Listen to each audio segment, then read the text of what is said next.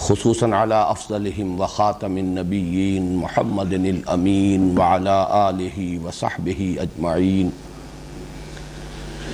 اما بعد فاعوذ باللہ من الشیطان الرجیم بسم اللہ الرحمن الرحیم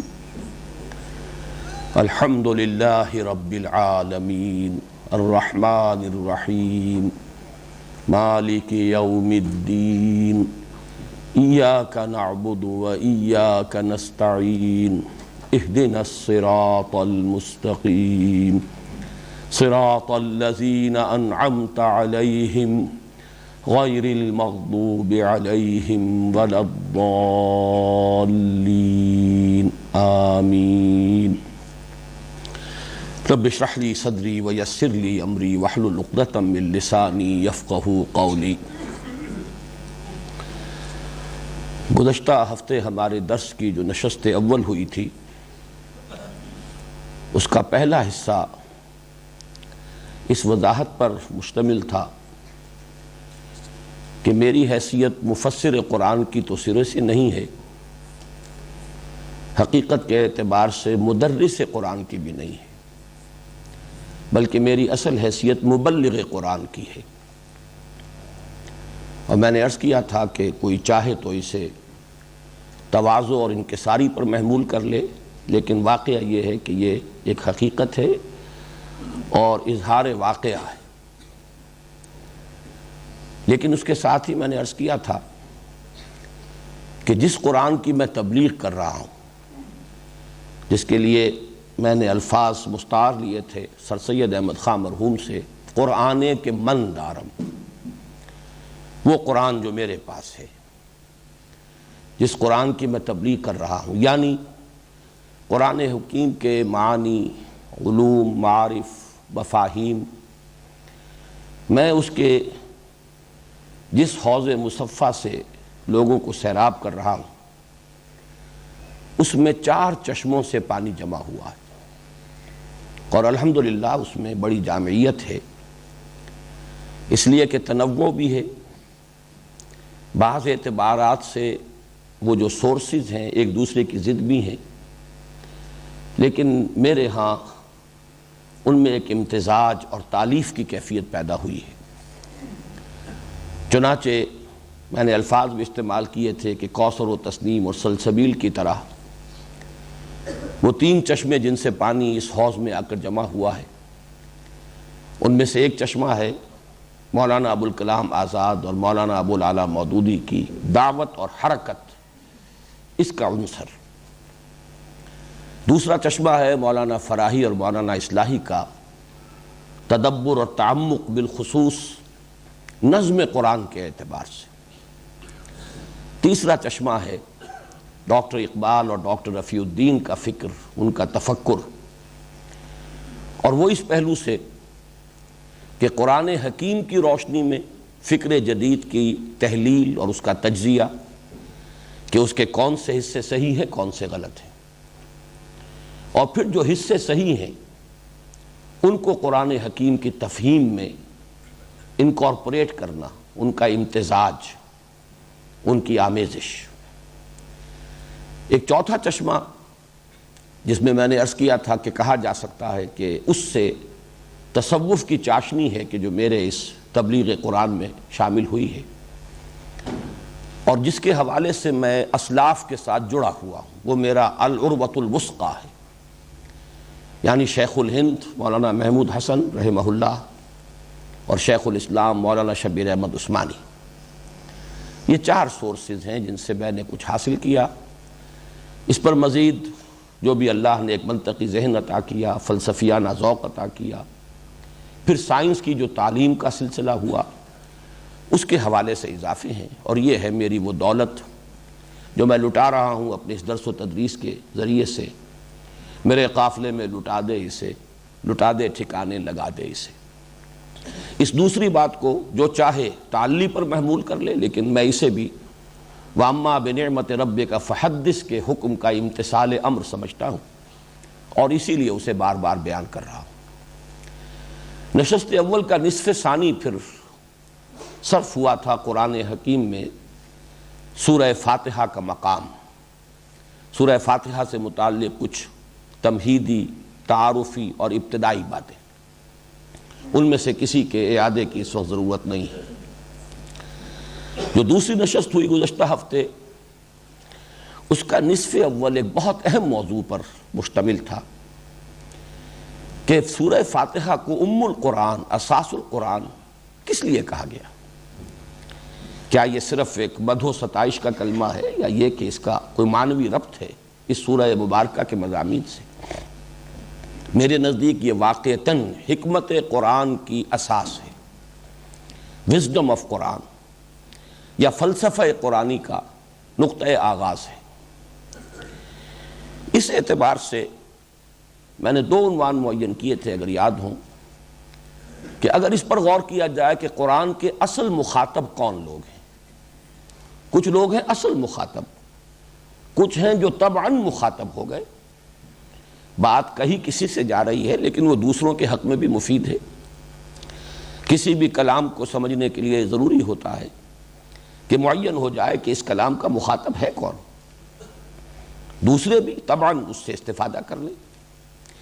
یا اسی کو یوں کہا جا سکتا ہے، اگر کویسچن یہ پوز کیا جائے کہ اس میں تو کوئی شک نہیں کہ سورہ فاتحہ ایک دعا ہے، لیکن کس کی دعا ہے؟ دعا ایک ایسے شخص کی بھی ہوتی ہے جو کسی تکلیف میں مبتلا ہے اور اپنی اس تکلیف کے رفع کرنے کے لیے کسی کو پکار رہا ہے۔ دعا ایسے شخص کی بھی ہو سکتی ہے جسے دنیاوی کسی نعمت کی آرزو ہے، مال، دولت، اولاد، کوئی چیز اسے مطلوب ہے، اس کے لیے کسی کو پکار رہا ہے، کسی سے مدد کی درخواست کر رہا ہے۔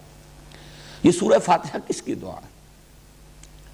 سورہ فاتحہ اصلاً ایسے لوگوں کی دعا ہے جنہیں قرآن حکیم اولو الالباب قرار دیتا ہے، ہوش مند لوگ، باشعور لوگ، جن کے لیے میں نے دو الفاظ استعمال کیے تھے، سلیم الفطرت، سلیم العقل لوگ، جن کی فطرت بھی اپنی اصل سلامتی پر برقرار ہے، پرورٹ نہیں ہوئی، پولیوٹ نہیں ہوئی، نہ مسخ ہوئی ہے نہ آلودہ ہوئی، اور جن کی عقل صحیح ہے، وہ صحیح طور پر تفکر، تدبر، تعقل، استنباط، استدلال، استنتاج، اس کی صلاحیتوں سے مسلح ہے۔ یہ لوگ ہیں اصل میں کہ جو ہدایت، اب ہدایت کے لفظ کو میں یہاں بہت جامع معنی میں استعمال کر رہا ہوں، ہدایت کے ضمن میں ہاف وے آ چکے ہوتے ہیں از خود، اپنے غور و فکر، آزادانہ سوچ و بچار، وہی دو باتیں، فطرت سے صحیحہ کی روشنی میں عقل سلیم کا فعل، تعقل اور تفکر، اس کے نتیجے میں حکمت نظری یا ہدایت نظری تک تو ان کی رسائی ہو جاتی ہے۔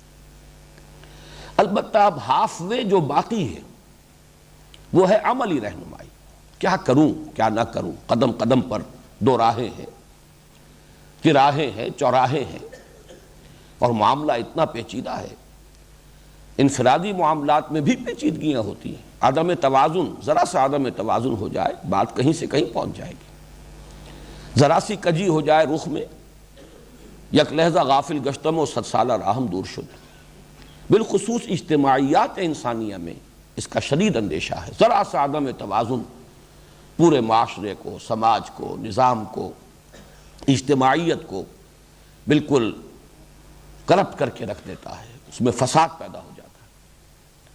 تو ہدایت نظری اور ہدایت عملی، اس کو میں نے ہدایت کو دو حصوں میں تقسیم کیا۔ وہ سلیم العقل، سلیم الفطرت لوگ ہدایت نظری میں ایک حد تک پہنچ چکے ہوتے ہیں، اس کے بعد انہیں طلب ہوتی ہے ہدایت عملی کی۔ یہی وجہ ہے کہ سورہ فاتحہ کا نصف آخر جو ہے اس میں صراط المستقیم، اہدنا الصراط المستقیم، اے اللہ ہمیں سیدھا راستہ دکھا، سیدھے راستے کی ہدایت بخش، یا سیدھے راستے پر چلا۔ یہاں راستے کا لفظ اسی لیے استعمال کیا گیا، اس پر چلا جاتا ہے۔ بہرحال اس کے ضمن میں آج میں پھر چند باتیں دہرا رہا ہوں۔ انسان اگر وہ دو شرطیں پوری ہو رہی ہوں، سلامتی طبع، سلامتی فطرت اور سلامتی عقل، تو انسان پر سب سے پہلی حقیقت جو منکشف ہوتی ہے، اس کے 3 حصے ہیں، وہ حصے میں بعد میں بیان کروں گا، لیکن سب سے پہلی حقیقت یہ منکشف ہوتی ہے کہ جو کچھ نظر آ رہا ہے، ہم اپنے حواس ظاہری سے جس شے کا ادراک کر رہے ہیں، حقیقت بس یہی کچھ نہیں ہے، بلکہ اصل حقیقت اس کے پردے میں مستور ہے۔ اصل حقیقت ہمارے حواس ظاہری کی رسائی سے ماورا ہے، پرے۔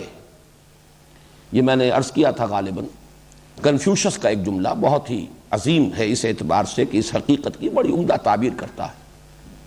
یہ گویا کہ حکمت کا نقطۂ آغاز ہے۔ There is nothing more real than what cannot be seen, and there is nothing more certain than what cannot be heard۔ وہ حقیقتیں جو ان آنکھوں سے دیکھی نہیں جا سکتی اور اسی طریقے سے ان کانوں سے نہیں سنی جا سکتی، ان سے زیادہ حقیقی اور یقینی اور واقعی اور حتمی حقیقت اور کوئی نہیں۔ یہی وہ بات ہے جس کو قرآن سورہ بقرہ کے آغاز میں کہتا ہے، الذین یؤمنون بالغیب، جنہیں اس حقیقت کا ادراک ہو جاتا ہے۔ اس کے تین پہلو ہیں، میں بعد میں عرض کروں گا، لیکن مجھے آج خیال آیا تھا کہ یہ جو لوگ ہیں، یہ انسانیت کا، یوں سمجھیے کہ لب لباب یا گل سرسبد انسانیت کا اصل حاصل ہیں۔ آج سے 17 سال قبل کی جو میری تحریر ہے، اسلام کی نشرت ثانیہ کرنے کا اصل کام، جس میں میں نے قرآن اکیڈمی کا تصور پیش کیا تھا، اور اس کے سامنے کرنے کا اصل کام کیا ہے، اس عنوان سے جو چیز لکھی تھی، میں اس کے چند جملے آپ کو سنا رہا ہوں۔ پیش نظر علمی تحریک کے لیے سب سے پہلے ایسے ذہین اور باصلاحیت نوجوانوں کو تلاش کرنا ہوگا جن میں علم کی ایک شدید پیاس فطری طور پر موجود ہو، جن کے قلوب مضطرب اور روحیں بے چین ہوں، جن کو خود اپنے اندر یہ احساس موجود نظر آئے کہ اصل حقیقت حواس کی سرحدوں سے بہت پرے واقع ہے، اور جن میں حقیقت کی تلاش اور دریافت کا داعیہ اتنا شدید ہو جائے کہ وہ اس کے لیے زندگیاں وقف کرنے کو تیار ہوں، اور آرام و آسائش کے حصول اور خوشنما مستقبل کیریئرز کی تعمیر سے یکسر بے نیاز ہو جائے۔ یہ بے چین روحیں جنہیں محسوس ہو کہ جو کچھ نظر آ رہا ہے حقیقت یہ نہیں ہے، حقیقت کچھ اور ہے۔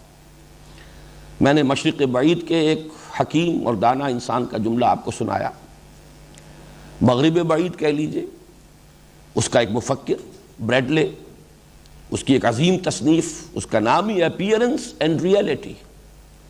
جو کچھ نظر آ رہا ہے اور جو اصل حقیقت ہے، جو مستور ہے اس کے پردے میں، ان کے مابین بڑا فرق ہے، ہزار فرسنگست ان کے مابین بڑا فصل ہے اور بعد ہے۔ تو یہ نوجوان، میں نے اس لیے دہرایا ہے کہ اصل میں اب سلسلہ درس و تدریس جو اثر نو شروع ہو رہا ہے آغاز قرآن سے، تو اس کا جو اصل ہدف ہے، جو مقصود ہے، جو اس میں ہمارا ٹارگٹ نمبر 1 ہے، وہ بار بار ذہنوں کے سامنے آتا رہے۔ اب ایسے نوجوان بظاہر محسوس ہوتا ہے کہاں ملیں گے؟ چنانچہ یہ بات بھی میں اب آپ کو سنا رہا ہوں، چند صفحات کے بعد میں نے اس پر بھی گفتگو کی ہے۔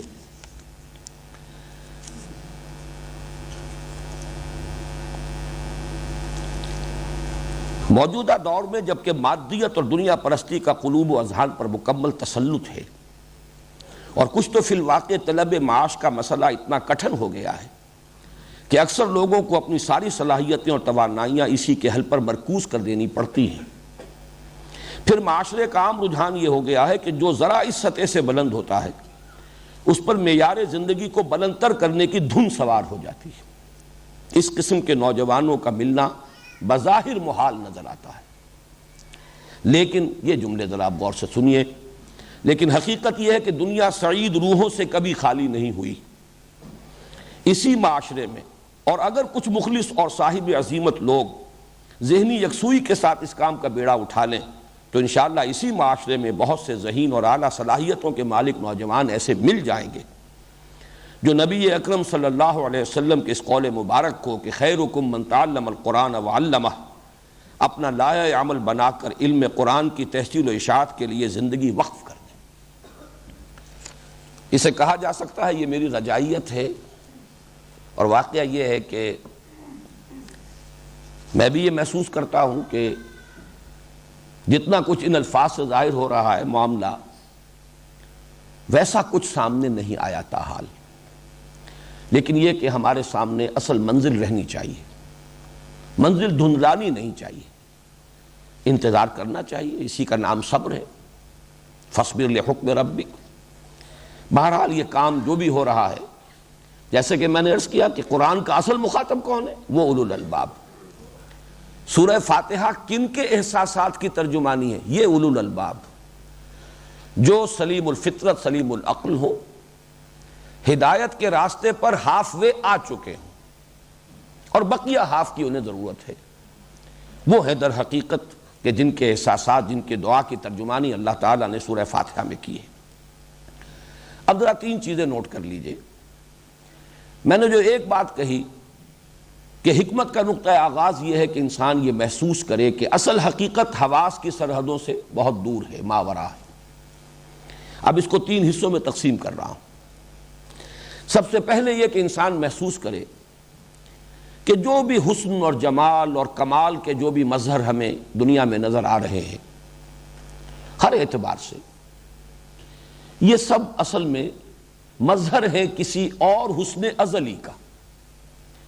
کوئی اور ہے حسین اور جمیل ہستی، فَلَهُ الْأَسْمَاءُ الْحُسْنَى، جس کی شان یہ ہے کہ تمام کمالات اس کی ذات میں جمع ہے، حسن کا مرقع کامل۔ باقی جو کچھ حسن ہمیں نظر آ رہا ہے، وہ پھولوں کا حسن ہو، وہ قوس و قزح کا حسن ہو، وہ جو بھی حسن ہے، وہ در حقیقت یہ اپیرنس ہے، یہ مظہر ہے ایک حسن قدیم اور حسن ازلی کا۔ دوسرا حصہ، میری جو ضروریات بھی پوری ہو رہی ہیں، بڑے لمبے چوڑے سلسلے ہیں، سورج کی تبازت کو بھی دخل ہے، ہواؤں کے چلنے کو بھی اس میں دخل ہے، پانی اس کی ایک بہت بڑی سورس ہے، یہ تمام مظاہر یہ بھی در حقیقت کسی کی ربوبیت کے مظہر ہیں۔ کوئی اور ہے اصل رب، کوئی اور ہستی ہے جس کی ربوبیت کے یہ مظہر ہے۔ اور نمبر تین، یہ ذرا اور سب سے اہم بات ہے جو میں عرض کر رہا ہوں، جو رحم اور رحمت کے مظاہر دنیا میں نظر آتے ہیں، انسان کو ادراک ہوتا ہے، ماں کی ممتا ہے، باپ کی شفقت ہے، بھائی بہنوں کی آپس کی اخوت ہے، محبت ہے، جو بھی، یا جذبہ رحم ہے، کسی کو تکلیف میں دیکھ کر انسان کے اندر سے ایک جذبہ ابھرتا ہے، یہ تمام بھی در حقیقت کسی کی رحمت کے مظہر ہیں۔ کوئی اور ہے رحمت کامل۔ میں یہاں ایک حدیث کی طرف اشارہ کر رہا ہوں، جیسے پہلی بات کے لیے میں نے قرآن حکیم کے الفاظ مستعار لیے، فَلَهُ الْأَسْمَاءُ الْحُسْنَى، اسے جو چاہو کہہ کر پکار لو، اَيَّمَّا تَدْعُو قُلِ ادْعُوا اللَّهَ أَوِ ادْعُوا الرَّحْمَٰنَ أَيَّمَّا تَدْعُو فَلَهُ الْأَسْمَاءُ الْحُسْنَى۔ کل حسن کا منبع اور سرچشمہ ایک ذات ہے، جو چاہو کہہ کے پکار لو۔ Call the rose by any name, it will smell as sweet۔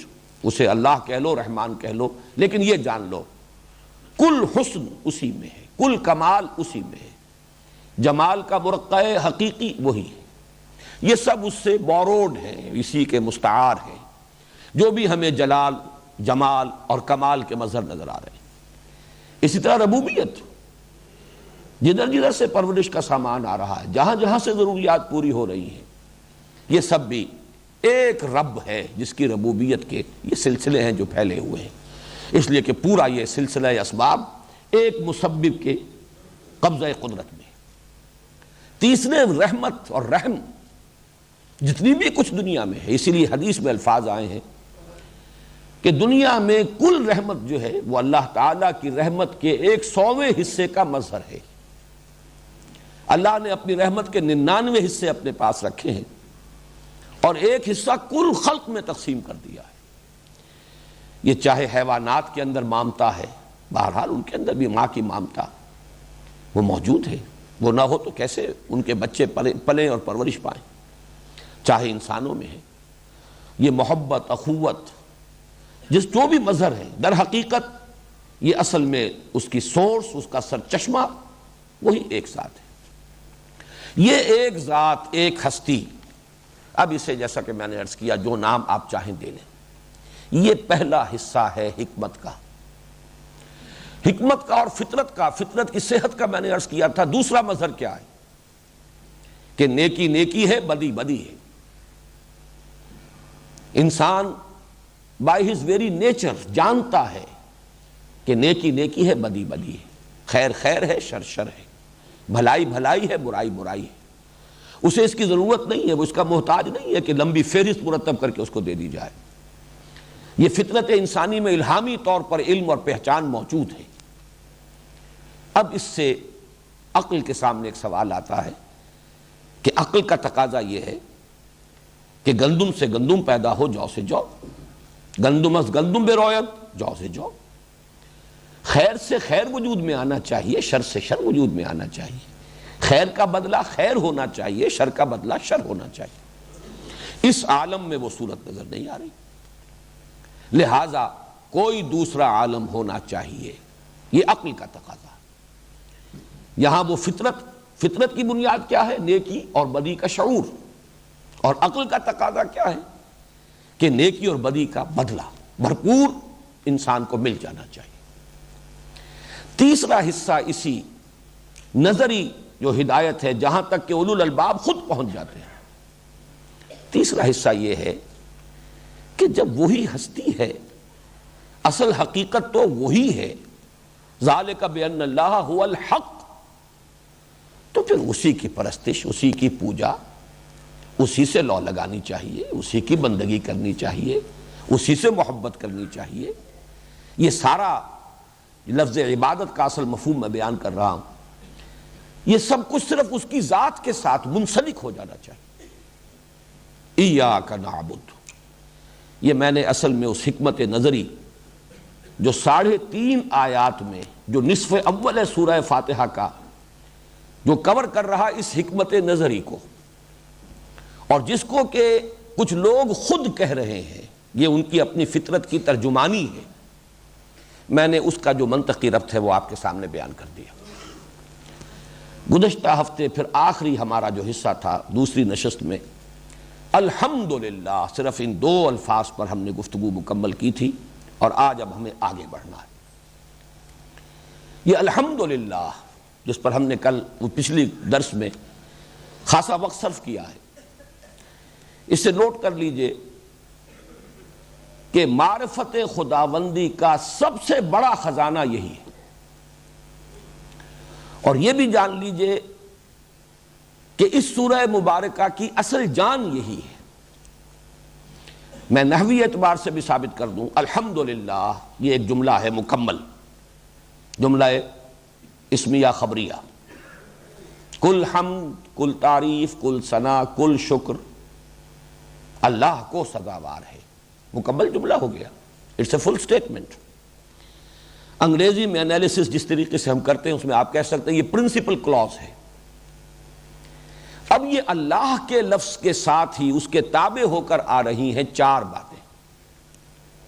اللہ جو رب العالمین ہے، الحمدللہ رب العالمین، رب پر زیر اسی لیے ہے کہ یہ للہ کا بدل ہے، اللہ کا بدل ہے، اللہ کی صفت ہے، اس اللہ کی جس کے لیے ہیں یہ کل تعریفیں، کل ثنا، کل حمد، کل شکر، جو نمبر 1 رب العالمین ہے، نمبر 2 رحمان ہے، نمبر 3 رحیم ہے، نمبر 4 جزا و سزا کے دن کا مالک ہے۔ یہ در حقیقت ایک جملہ ہے جو چلا رہا ہے، یہ 4 سبارڈینیٹ کلازز سمجھ لیجئے کہ یہ در حقیقت ایڈجیکٹیو کلازز ہیں۔ اللہ کے لیے یہ ایڈجیکٹیوز کی حیثیت سے اس کی وضاحت، اس کی نعت، اس کے صفات کے طور پر، اس کے بدل کے طور پر آ رہے ہیں۔ الحمدللہ، معلوم یہ ہوا کہ اصل جان تو اس کی الحمدللہ ہے۔ اب میں یہ چاہتا ہوں کہ پہلے آپ اس کلمے کی جو شان ہے اس کو نبی اکرم صلی اللہ علیہ وسلم کے الفاظ مبارکہ میں پہچان لیجئے۔ یہ ترمذی کے 2 روایات ہیں جو میں آپ کو سنا رہا ہوں۔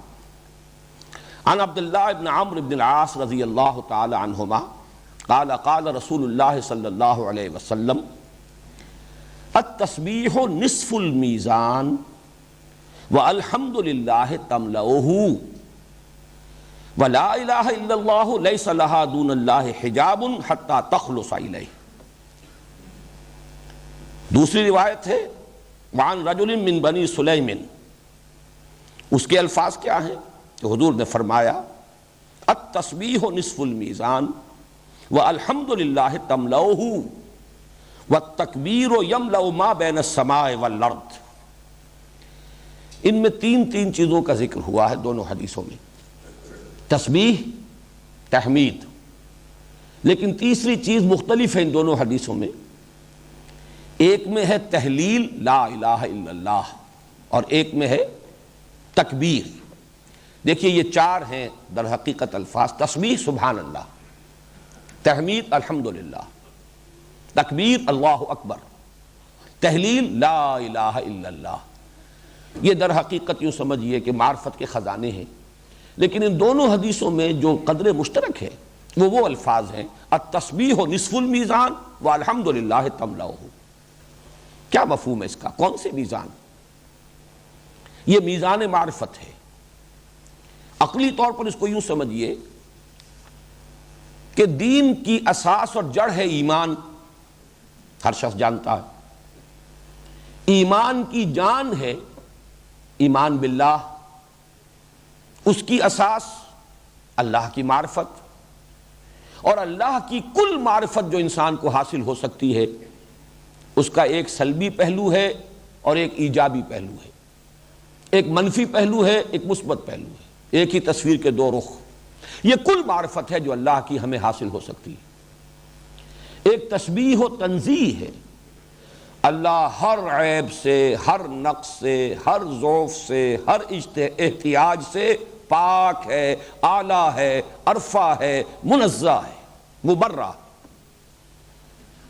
یہ ہے منفی رخ، کوئی نقص نہیں، کوئی عیب نہیں، کوئی ضعف نہیں، کوئی احتیاج نہیں، ہر عیب، ہر نقص، ہر ضعف، ہر احتیاج سے بالا، عرفہ، منزہ، مبرہ۔ یہ تسبیح ہے سبحان اللہ کے معنی یہ ہے، لیکن یہ منفی ہے، اسی لیے نصف المیزان تو کہہ دیا، لیکن وہ کہ جس سے میزان پر ہو جائے۔ اور ایک حدیث میں تو یہ آیا ہے کہ الحمدللہ ہے، یہ تو تملأ ما بین السماء والارض، آسمانوں اور زمین کے مابین کل فضا کو پر کر دینے والا کلمہ ہے۔ یہ اسی کا در حقیقت مثبت رخ ہے۔ کل صفات جمال و کمال کا مرقع کامل اللہ ہے، ہر خیر، ہر خوبی، ہر کمال اس میں بتمام و کمال موجود ہے۔ یہ ہے الحمدللہ۔ تو التسبیح نصف المیزان، معرفت خداوندی کا نصف تسبیح ہے، اور اس کی تکمیل والحمدللہ تملؤہ، اس کے سوا ہم اللہ کے بارے میں اور کچھ نہیں جان سکتے۔ تمام صفات کمال اس میں بتمام و کمال موجود ہیں۔ قدرت ہے تو وہ علی کل شیء قدیر ہے، علم ہے تو وہ بکل شیء علیم ہے، حیات ہے تو وہ الحی ہے، اس کی حیات بھی وہ ہے جو ہر ضعف سے مبرہ، نہ اسے اونگ آتی ہے، نہ نیند آتی ہے، نہ اسے کھانے کی ضرورت ہے، نہ اسے پینے کی ضرورت ہے، کوئی حوائج ضروریہ اسے لاحق نہیں ہے، معاذ اللہ ثم معاذ اللہ۔ ارادہ ہے تو فعال لما یرید، اس کا ارادہ ایسا کامل ہے جو چاہے کر گزرے۔ جس بھی صفت کمال کا آپ تصور کریں گے وہ اس کی ذات میں بتمام و کمال موجود ہے۔ اسے آپ اومنیشینٹ، اومنی پوٹنٹ، اومنی پریزنٹ، یہ الفاظ ہے، آپ کو ہر جگہ پر یہی تصورات ملیں گے۔ اس کے سوا آپ اور کیا جانیں گے اللہ کے بارے میں؟ اس کی ذات ہمارے احساس سے، ادراک سے ما وراء، وراء الورا ثم وراء الورا ثم وراء الورا۔ حضرت مجدد الفسانی رحمۃ اللہ علیہ وہ اپنے مکتوبات میں یہ الفاظ بکثرت استعمال کرتے ہیں، ذات باری تعالی وراء الورا ثم وراء الورا ثم وراء الورا۔ اس کو تو سمجھ لو کہ وہ تمہارے فہم کی جو بات اور ہے، تمہارے تصور کی بات اور ہے، تمہارے تخیل کی بات اور ہے، تمہارے وہم سے بھی ماورا ہے۔ البتہ یہ کہ اس کو جانو گے تو کیا؟ التسبیح نصف المیزان والحمدللہ تملؤہ، یہ کل میزان ہے، میزان معرفت۔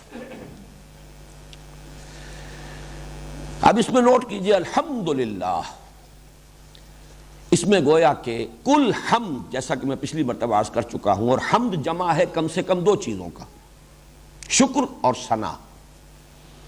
تینوں الفاظ عربی کے ہیں. ہم اردو میں ثنا کا مفہوم ادا کرنے کے لیے لفظ تعریف استعمال کرتے ہیں. اگر اردو کے انداز میں بیان کریں گے تو حمد کے معنی ہے شکر اور تعریف، تمام تعریفیں اور کل شکر سزاوار ہے اللہ کو. اللہ ہی حقیقتاً مستحق بھی ہے، لام استحقاق، اور وہی فی الواقع مالک بھی ہے، اس لیے کہ جو صفات ہیں جو اسے قابل حمد بناتی ہیں وہ اس کی اپنی ملکیت ہے. لہذا لام تملیک کہیں یا لام استحقاق کہیں، دونوں صحیح ہیں. در حقیقت اس میں جیسا کہ میں عرض کر چکا ہوں پچھلی مرتبہ، اصل جو اس کا نیوکلیس ہے وہ شکر ہے. البتہ حمد میں اور شکر میں فرق کیا ہے؟ شکر انسان کرتا ہے کسی کے ایسے احسان اور انعام پر کہ جس سے اس کی کوئی ضرورت پوری ہوئی ہو، جس سے اسے کوئی فائدہ پہنچا ہو. میری کوئی ضرورت تھی، آپ نے پوری کر دی، میں شکر کروں گا، شکریہ ادا کروں گا. مجھے کوئی تکلیف لاحق تھی، آپ نے اس کو رفع کیا، میں آپ کا شکر ادا کروں گا. اور تعریف یا ثنا تمام محاسن پر ہوگی. جو بھی حسن ہے، پھول کا حسن ہے، ہم اس کی تعریف کریں گے، کیا عمدہ پھول ہے. البتہ یہ کہ یہ جو 2 چیزوں کو میں نے علیحدہ علیحدہ کیا ہے، یہ جتنا آدمی کانشسنس اور شعور کی نچلی سطح پر ہوگا یہ دونوں چیزیں علیحدہ رہیں گی. جیسے جیسے شعور کی سطح بلند ہوتی ہے دونوں چیزیں ایک ہو جاتی ہیں. اس لیے کہ انسان کے اصل میں احساس کے لطیف ہونے کی بات ہے. پھول کو دیکھ کر بھی آپ یہ نہیں کہہ سکتے کہ مجھے اس سے کیا ملا. آپ کے احساسات لطیفہ کو ایک جلا حاصل ہوتی ہے جب آپ پھول کو دیکھتے ہیں. یہ تو ہر شخص محسوس کر لیتا ہے، میں پیاسا تھا مجھے پانی مل گیا، جس نے پانی پلایا مجھ پر واجب ہے کہ میں اس کا شکر ادا کروں، اس لیے کہ اسے محسوس ہوا کہ پیاس میری رفع ہو گئی. یہ تو یوں سمجھیے کہ بڑا کورس احساس ہے. یہ تو ہر حیوان کو بھی ہو جاتا ہے. کسی بھوکے پیاسے کے حیوان کے سامنے جو ہے آپ کچھ کھانے کے لیے کچھ چارہ رکھیے یا کوئی پانی رکھ دیجئے بالٹی میں پینے کے لیے، وہ جب اپنی ضرورت پوری کر کے سر اٹھائے گا، آپ کی طرف دیکھے گا، اس کے آنکھوں میں آپ کو جذبہ شکر جھلکتا نظر آئے گا. انسان تو یہ کہ حسن کو پہچانے اور یہ سمجھے کہ اس سے بھی مجھے بہت کچھ حاصل ہوا ہے. اگر اس کا ادراک اور شعور ہے تو در حقیقت انسان اپنے ان احساسات میں ایک بلند تر سطح پر آ گیا ہے، ورنہ نہیں. بڑی پیاری نظم تھی جو ہمارے میٹرک کے کورس میں تھی انگریزی میں، جو ہمارا نصاب تھا، غالباً پارکنسن سلیکشن آف انگلش ورس. ڈیفوڈلز. شاعر کہیں گھوم رہا تھا، دیکھ رہا تھا، اچانک ایک پہاڑی کی چوٹی پر پہنچا تو نیچے جو وادی تھی اس میں اس نے دیکھا کہ پھولوں سے بھری ہوئی تھی. ڈیفوڈلز کے پھول لہرا رہے تھے ہوا میں. اب یہ ایک منظر تھا، حسین منظر، لیکن یہ کہ اس سے اسے کچھ حاصل ہوا. مادی طور پر تو کچھ حاصل نہیں ہوا، لیکن کچھ روح کو تو حاصل ہوا ہے، کچھ اس کے احساسات لطیفہ کو تو حاصل ہوا ہے. I gazed and gazed, but little thought what wealth the scene to me had brought. For oft, when on my couch I lie, in vacant or in pensive mood, they flash upon that inward eye, which is the bliss of solitude. And then my heart with pleasure fills and dances with the daffodils. ایک ایسی دولت مجھے حاصل ہوئی تھی. بسا اوقات میں غمزدہ ہوتا ہوں، مغموم ہوتا ہوں، اداس ہوتا ہوں، پڑا ہوتا ہوں اپنی چارپائی پر، کہ اچانک وہی منظر جو ہے میری آنکھوں کے سامنے آ جاتا ہے اور میرا وہ جو اداسی ہے وہ ختم ہو جاتی ہے. میرا دل جو ہے جیسے وہ ڈیفوڈلز کے پھول لہرا رہے تھے ہوا میں، میرا دل بھی جو ہے وہ لہرانے لگتا ہے. اور وہ ساری جو دولت ہے وہ در حقیقت مجھے جو ملی تھی اس وقت مجھے شعور نہیں تھا. تو یہاں آ کر شکر اور ثنا جمع ہو جائیں گے. الحمدللہ رب العالمین. اب جو حکمت اور شکر کا میں نے تعلق بیان کیا ہے، اسی کی مثال ہے قرآن حکیم میں، اور اس کے لیے نص قطعی کہ ان دونوں کے مابین کیسا گہرا ربط ہے لازم و ملزوم کا. حضرت لقمان کی شخصیت، وَلَقَدْ آتَيْنَا لُقْمَانَ الْحِكْمَةَ أَنِ اشْكُرْ لِلَّهِ. یہ پہچان لیا جائے کہ شکر کل کا کل سزاوار ہے اللہ کی ذات کو، حمد کل کی کل سزاوار ہے اللہ کی ذات کو، ثنا اور تعریف کل کی کل سزاوار ہے اللہ کی ذات کو. ایک بات اور نوٹ کر لیجئے، پھر ہم آگے چلیں گے۔ اسی شکر کا ایک اور نتیجہ بھی نکلتا ہے، یہ بھی فطرت انسانی ہی کا ایک بہت اہم گوشہ ہے۔ فطرت کی صحت جو ہے وہ تقاضا کرتی ہے کہ جس نے آپ کے ساتھ کوئی بھلائی کی ہے آپ بھی اس کے ساتھ کوئی بھلائی کریں۔ جس نے آپ کے ساتھ کوئی بھلائی کی، پہلا رد عمل فطرت سلیمہ کا یہ ہوگا کہ اس کا شکریہ ادا کیجیے۔ دوسرا رد عمل، کوئی بدلہ، کچھ اس کے ساتھ تم بھی بھلائی کرو، کوئی خدمت اس کی بھی کبھی بجا لاؤ۔ یہ بھی فطرت کی صحت کی علامت ہے۔ یہ جذبہ شکر کا ایک منطقی نتیجہ ہے، لازمی نتیجہ ہے۔ اسی کو قرآن مجید نے کہا ہے سورہ رحمان میں، هل جزاء الاحسان الا الاحسان۔ احسان کا بدلہ تو سوائے احسان کے اور کچھ نہیں ہو سکتا۔ کیا کوئی بدلہ ہے احسان کا سوائے احسان کے؟ کسی نے آپ کے ساتھ بھلائی کی، آپ اس کے ساتھ بھلائی کیجئے۔ اب دیکھیے، ایک تو وہ منعم ہے اور وہ محسن ہے کہ جن کی کوئی نہ کوئی آپ خدمت کر کے ان کے احسان کا بدلہ چکا سکتے ہیں۔ والدین نے آپ کو پالا پوسا، ان کے بڑھاپے میں آپ ان کی خدمت کیجئے۔ اس درجے میں تو بدلہ نہیں ہو سکتا، کسی نہ کسی درجے میں آدمی اپنے اندر ایک تسکین محسوس کر سکتا ہے کہ جیسے کما ربیانی صغیرہ، لیکن اگرچہ ایک آخری حد ہے اس کی کہ جس پر جا کر انسان سمجھتا ہے کہ ان کے احسانات کا بدلہ میں نہیں چکا سکتا، لہذا اللہ سے دعا کرتا ہے وَقُلْ رَبِّ ارْحَمْهُمَا كَمَا رَبَّيَانِي صَغِيرًا۔ عام انسانی سطح پر کسی نے آپ کو ہدیہ دیا ہے، آپ بھی کوئی ہدیہ پیش کیجئے۔ تحفہ آیا ہے، آپ بھی کوئی تحفہ دیجئے۔ کسی نے کوئی آپ کی خدمت کی ہے، آپ بھی خدمت کیجئے۔ لیکن وہ منعم حقیقی، وہ مربی اصلی، اس کی آپ کیا خدمت کریں گے؟ جو اصل منعم ہے، اصل محسن ہے، اصل رب ہے، اس کے احسانات انعامات کا کیا بدلہ دیں گے؟ اس کو یوں سمجھیے، اس سے بھی پہلے درجے میں کہ کچھ لوگوں نے دیکھا کہ سورج سے ہمارا بڑا کام چل رہا ہے، سورج کی تمازت سے فصلیں پکتی ہیں، ہوائیں چلتی ہیں۔ اب سورج کو ہم کیا بدلہ دیں؟ کچھ نہیں دے سکتے، سوائے اس کے کہ ہاتھ جوڑ کر کھڑے ہو جائیں، سورج طلوع ہو رہا ہے ڈنڈوت کر دیں۔ تو ایک اظہار عجز، اظہار تذلل، ایک اس کی عظمت کا اعتراف کسی درجے میں، کسی ریچول کے ذریعے سے سجدہ کر دیجئے، ماتھا ٹیک دیجئے، اس کی مدح کیجئے، ثنا کیجئے، یہی تو ہو سکتا، اور کچھ نہیں ہو سکتا۔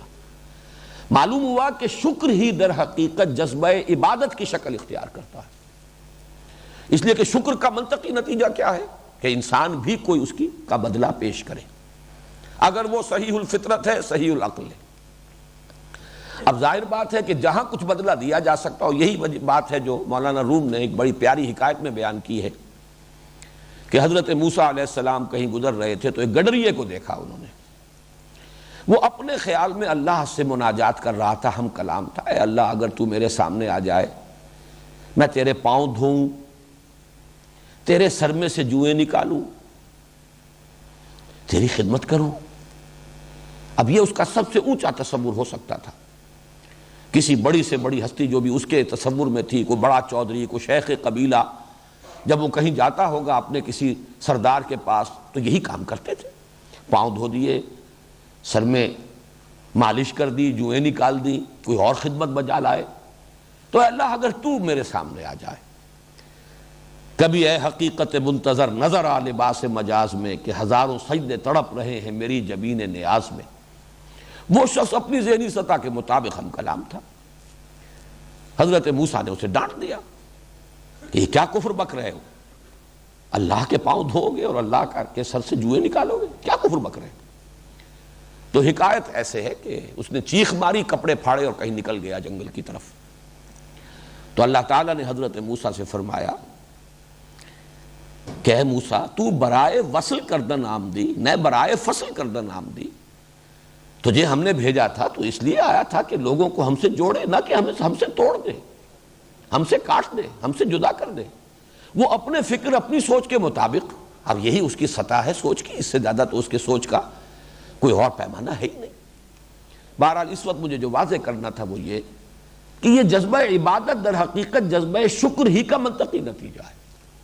کوئی بدلہ، کوئی خدمت اگر ہم نہیں کر سکتے، ہستی اتنی بلند ہے، اتنی بلند ہے، اتنی بلند ہے کہ ہم کوئی خدمت کر نہیں سکتے، ہم کو بدلہ دے نہیں سکتے اس کے احسانات و انعامات کا، تو اس کے سامنے سر ہی جھکا دیں، سجدہ ہی کریں، کوئی اور مراسم عبودیت بجا لائیں، کچھ اس کے حمد کے ترانے گائیں، جیسے کہ حضرت داؤد علیہ السلام حمد ہی کے ترانے ہیں نا، زبور ہے کیا، حمد کے ترانوں پر مشتمل کتاب ہے. اور جس کیف کے ساتھ وہ حمد کے یہ ترانے پڑھا کرتے تھے یا الاپا کرتے تھے، قرآن مجید میں ہے کہ اس کے اندر یہ کیفیت تھی کہ پرندے اور پہاڑ ان کے ساتھ شریک ہو جاتے تھے، وجد میں آتے تھے پرندے بھی اور پہاڑ بھی، قلب کی گہرائی سے اللہ تعالیٰ کے حمد کے وہ ترانے جو ہے وہ نکل رہے ہوتے تھے. اب آخری بات الحمدللہ کے بارے میں اور نوٹ کر لیں، وہ یہ کہ یہ ہر نوع کے شرک کی جڑ کاٹ دینے والا کلمہ ہے. جب کل تعریف اسی کی ہے، کل حمد اسی کی ہے، تمام حسن کا منبع سرچشمہ وہی ہے، کل ربوبیت کا نقطۂ آغاز وہی ہے، تمام رحمت جو ہے اس کا منبع اور سرچشمہ اسی کی ذات ہے، تو کسی اور کو کاہے کو پوجنا ہے، کسی اور کے لیے مراسم عبودیت کاہے کے لیے، سورج کے سامنے کاہے کو سر جھکانا ہے؟ وہ تو خود اس کے قبضہ قدرت میں ہے، اسی کے حکم سے کر رہا ہے جو کچھ کر رہا ہے. میرا مجھ میں کچھ نہیں، جو کچھ ہے سو تو ہے. بھگت کبیر کا یہ دوہا، میرے اندر میرا تو کچھ ہے ہی نہیں، اے رب جو کچھ ہے تیرا دیا ہوا ہے. تو سورج میں اس کا اپنا کچھ ہے ہی نہیں، اس کی تمازت ذاتی ہے ہی نہیں. پانی میں جو تاثیر ہے وہ اس کی رکھی ہوئی ہے، ماں میں جو مامتا ہے وہ اس نے ڈالی ہے، باپ میں شفقت ہے اس کی عطا کردہ ہے. تو ٹھیک ہے، اس نے جس کا حق معین کر دیا، ماں کی خدمت بھی کرو، باپ کی خدمت بھی کرو، وہ سب ہے. انشکر لی ولے والدیک، شکر ادا کرو میرا اور اپنے والدین کا. لیکن یہ ہے کہ اصل شکر اللہ کا، یہی وہ تعلق جو ہے، یعنی شکر اور شرک. دیکھیے حروف اصلی ایک یہ شین رے کاف، شین را کاف، شرک، شین کاف را شکر، ان دونوں میں کس قدر گہرا ربط ہے. اسی لیے وہ سورہ لقمان کی جو آیت میں نے آپ کو سنائی، دوسرے رکوع کی پہلی آیت، وَلَقَدْ آتَيْنَا لُقْمَانَ الْحِكْمَةَ أَنِ اشْكُرْ لِلَّهِ، حکمت کا منطقی نتیجہ ہے اللہ کا شکر، اور شکر کا لازمی نتیجہ شرک کا خاتمہ. وَإِذْ قَالَ لُقْمَانُ لِابْنِهِ وَهُوَ يَعِظُهُ يَا بُنَيَّ لَا تُشْرِكْ بِاللَّهِ إِنَّ الشِّرْكَ لَظُلْمٌ عَظِيمٌ. صدق اللہ العظیم. اذان لہ آخرہ. ہمارے آج کے درس کی اس نشست کا بھی نصف جو ہے وہ سابق کے اعادے پر صرف ہو گیا ہے. بہرحال ان چیزوں کی ضرورت ہے. اس وقت صرف ایک جملہ اور کہہ رہا ہوں، پھر ہم آگے چل رہے ہیں. ایک بات تو میں نے عرض کر دی تھی کہ الحمدللہ پرنسپل کلاس، رب العالمین الرحمن الرحیم مالک یوم الدین، اسی کے تابع. پھر اس الحمدللہ کا رشتہ جڑتا ہے ایاک نعبد. میں نے اس کی وضاحت کر دی ہے کہ یہی شکر ہے در حقیقت جو جذبہ عبادت کی صورت اختیار کرتا ہے. اس کے درمیان جو منطقی اور عقلی ربط ہے وہ میں بیان کر چکا ہوں. اب آئیے الحمدللہ رب العالمین. پہلا وصف اللہ کا،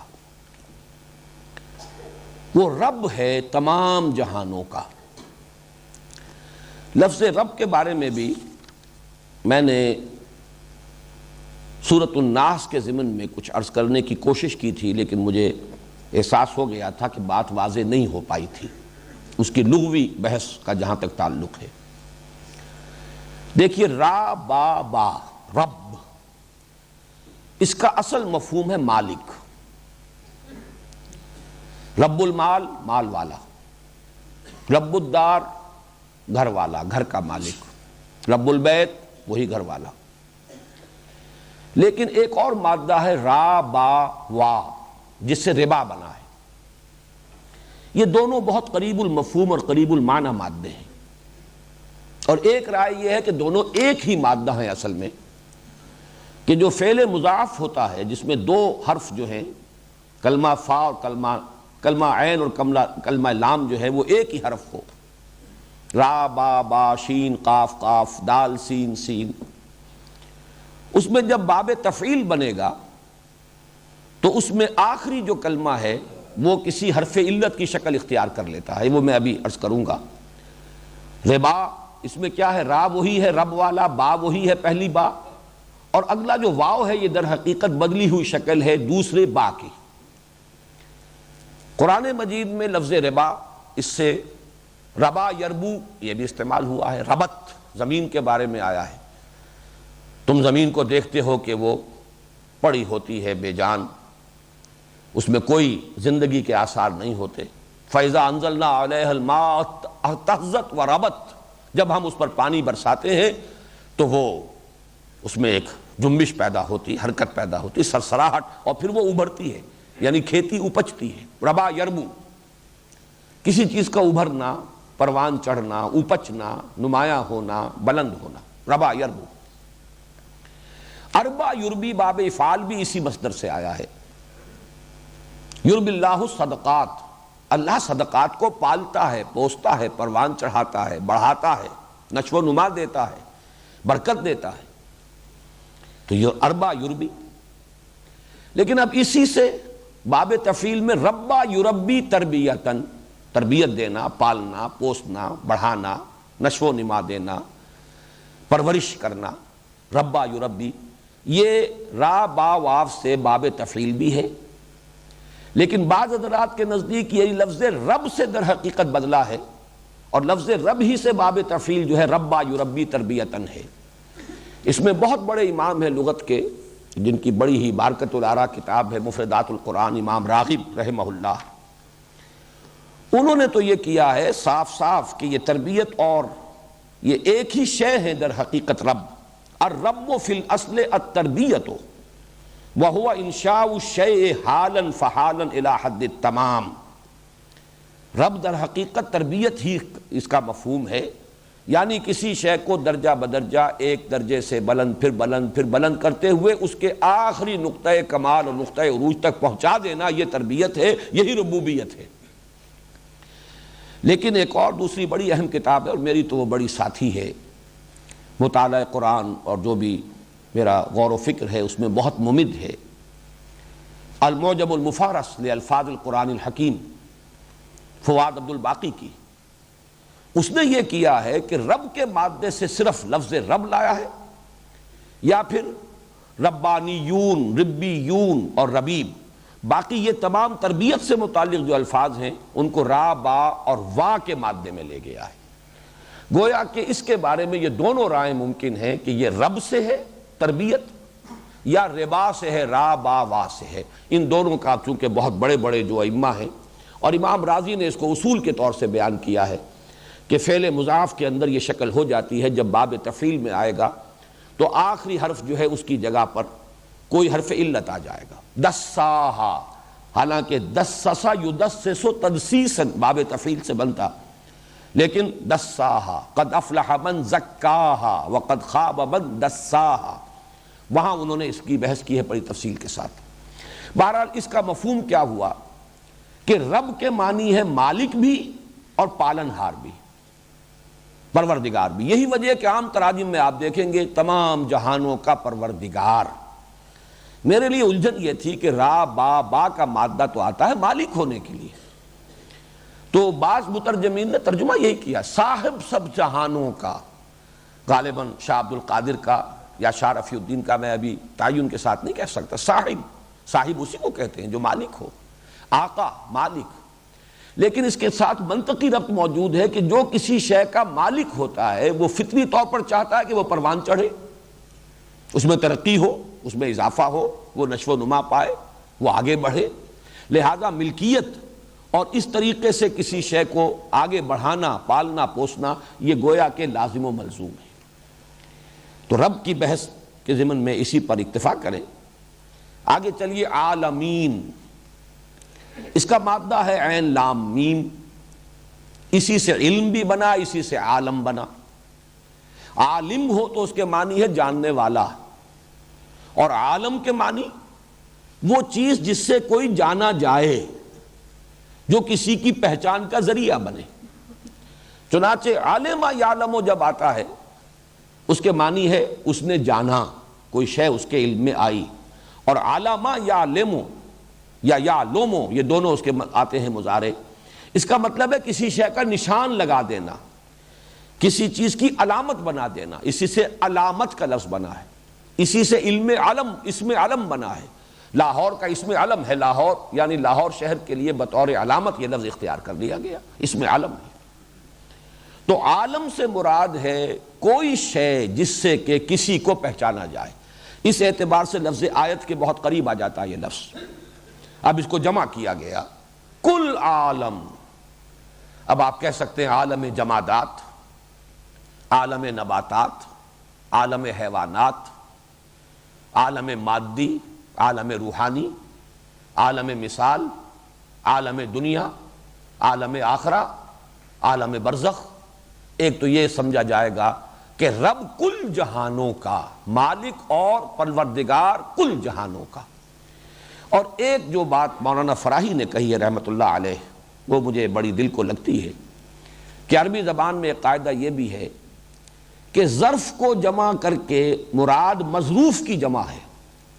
اس عالم میں جو بھی ہیں ان سب کا رب، یہ عالم ظرف ہے، مظروف وہ ہیں جو اس کے اندر موجود ہیں، تو تمام جہان والے، یہ گویا کہ ترجمہ ہو جائے گا، وہ پالنہار ہے، پروردگار ہے، مالک ہے، آقا ہے، صاحب ہے تمام جہانوں کا یا تمام جہان والوں کا۔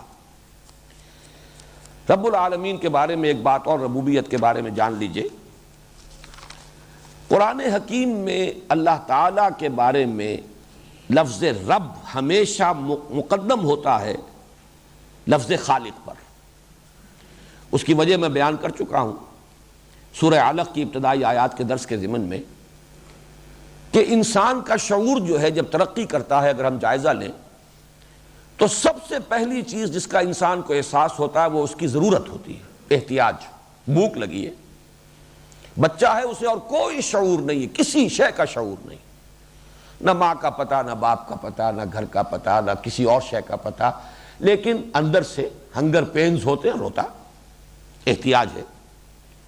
تو سب سے پہلا جو انسان کے شعور کے اوپر اثر ہے وہ اس کی احتیاج کا ہے، اور جو احتیاج پوری کرے اس کی ربوبیت کا امپریشن ہے۔ یہی وجہ ہے ماں سے اس کو اس قدر لگاؤ کیوں ہوگا کہ اسے معلوم ہے جب بھی مجھے ضرورت ہوتی ہے، میری ماں کی چھاتیاں ہیں جن سے میری ضرورت پوری ہوتی ہے، وہ لپکتا ہے ماں کی طرف۔ یہ بہت بعد کی بات ہے جب انسان کو اپنی ہستی کا شعور ہو اور پھر وہ تخلیق کے بارے میں غور کرے کہ میرا کوئی پیدا کرنے والا بھی ہے۔ یہ تو فکر انسانی کا یوں سمجھیے کہ بڑا دور کا مرحلہ ہے۔ یہی وجہ ہے کہ خلق کا لفظ ہمیشہ بعد میں آتا ہے، رب کا پہلے ہے۔ اقرا بسم ربک الذی خلق، پڑھو اپنے اس رب کے نام سے جس نے پیدا کیا۔ سورۃ النساء کا آغاز ہوتا ہے یا ایھا الذین آمنوا اتقوا ربکم الذی خلقکم من نفس واحدۃ وخلق منها زوجہا، اے لوگو تقوی اختیار کرو اپنے اس رب کا جس نے تمہیں بنایا، پیدا کیا ایک جان سے، اور بنایا اسی سے اس کا جوڑا۔ سورہ بقرہ کا تیسرا رکوع شروع ہوتا ہے یا ایھا الناس اعبدوا ربکم الذی خلقکم والذین من قبلکم لعلکم تتقون، اے لوگو بندگی کرو، پرستش کرو اپنے اس رب کی جس نے تمہیں پیدا کیا اور تم سے پہلوں کو بھی پیدا کیا۔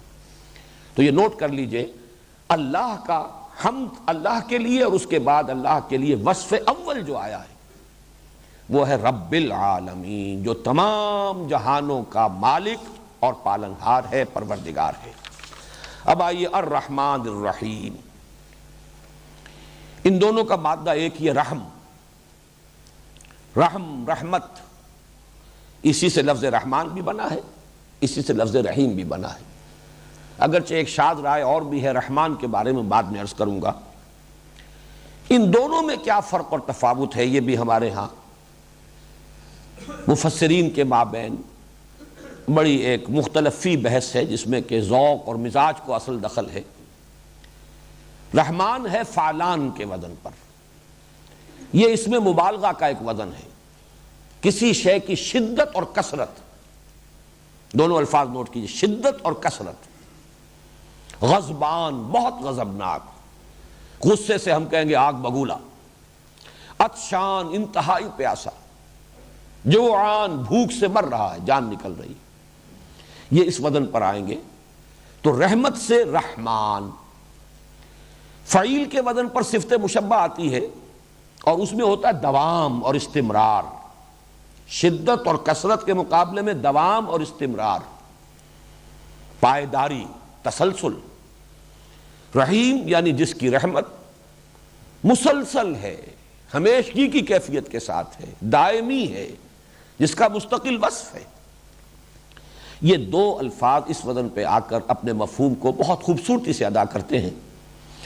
ہمارے بعض مفسرین نے اس کو یوں بیان کیا کہ رحمان کا تعلق ہے تخلیق سے، پیدا تو کر دیا اللہ نے ایک دم، شان کن فیکونی، کن فیکون، لیکن رحیم کا تعلق ہے ربوبیت سے، اب اس کا پالنا پوسنا پروان چڑھانا، اس کا تسلسل، یہ اللہ تعالیٰ کی رحیمیت کا مظہر ہے، جبکہ کائنات کی تخلیق اللہ کی رحمانیت کا مظہر ہے۔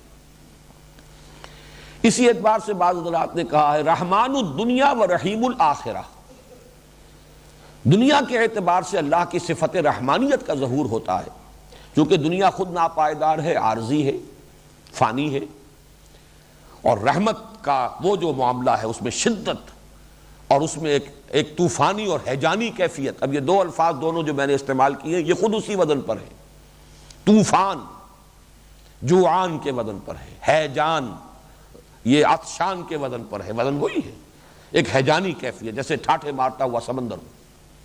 تو دنیا میں اللہ کی رحمت کا ظہور ہو رہا ہے شان رحمانی کے ساتھ، اور رحیم الآخرہ، رحیم آخرت جو ہے وہ دائم ہے، قائم ہے، وَلَلْآخِرَةُ خَيْرٌ وَأَبْقَىٰ وَالْآخِرَةُ خَيْرٌ وَأَبْقَىٰ، وہ تو باقی رہنے والی ہے، وہاں صفت رحیمیت کا ظہور ہوگا۔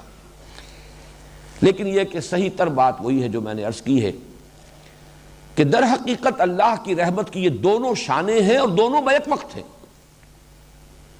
یہ بہت اہم نکتہ ہے جو مولانا فراہی نے بیان کیا ہے۔ اللہ تعالیٰ کے اسماء و صفات جب قرآن میں آتے ہیں تو درمیان میں حرف عطف نہیں آتا، الرحمن والرحیم نہیں ہے، بلکہ ایسا بھی ہے کہ 8 اسماء و صفات آ گئے بغیر حرف عطف کے، الملک القدوس السلام المؤمن المہیمن العزیز الجبار المتکبر، 8 اسماء ہیں، کہیں حرف واو نہیں۔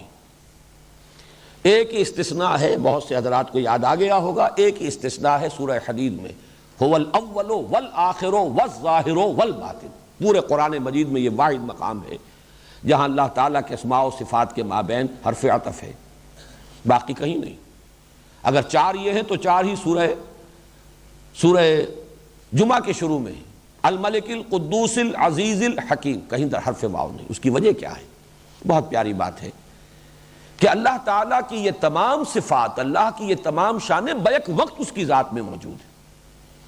یہ تو ہمارے تصور کی عدل میں تنگ نائی ہے کہ ہم ان چیزوں کا بیک وقت تصور نہیں کر سکتے، ہمیں یہ متضاد نظر آتی ہیں۔ رحمانیت کچھ جدا شان ہے اور رحیمیت کچھ جدا شان ہے، ہمارے فہم کے اعتبار سے یہ جدا ہیں، اللہ کی ذات کے اندر یہ دونوں بیک وقت موجود ہیں، وہ رحمان بھی ہے اور بیک وقت رحیم بھی ہے۔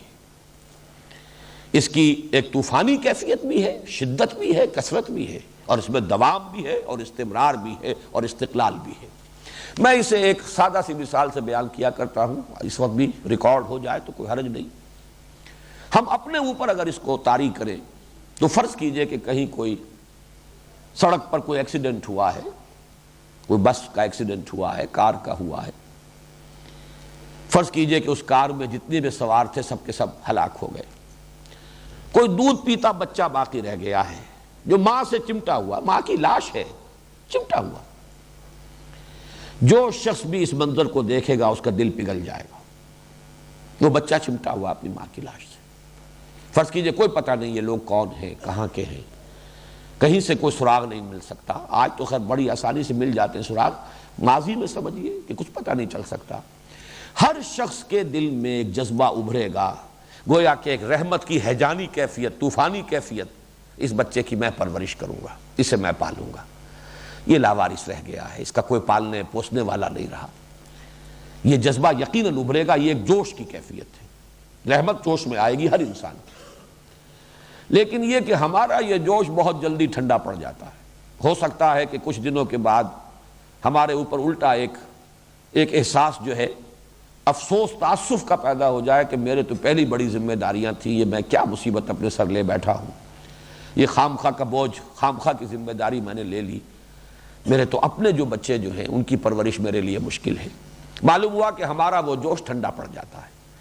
لیکن اللہ تعالیٰ کا جوش رحمت، بیک وقت اس میں وہ شان بھی ہے رحمانیت کی اور رحیمیت کی بھی ہے، اس میں کبھی کسی کمی کا کوئی سوال نہیں.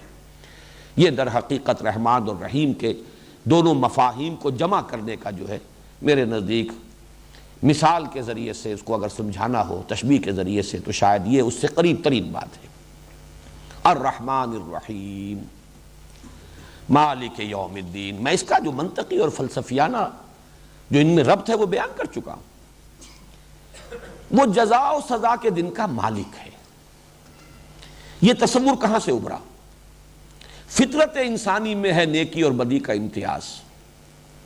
یہ فطرت کی صحت کی جو علامتیں میں نے گنوائی تھی پہلے دن، انہی میں سے ایک اہم علامت یہ ہے.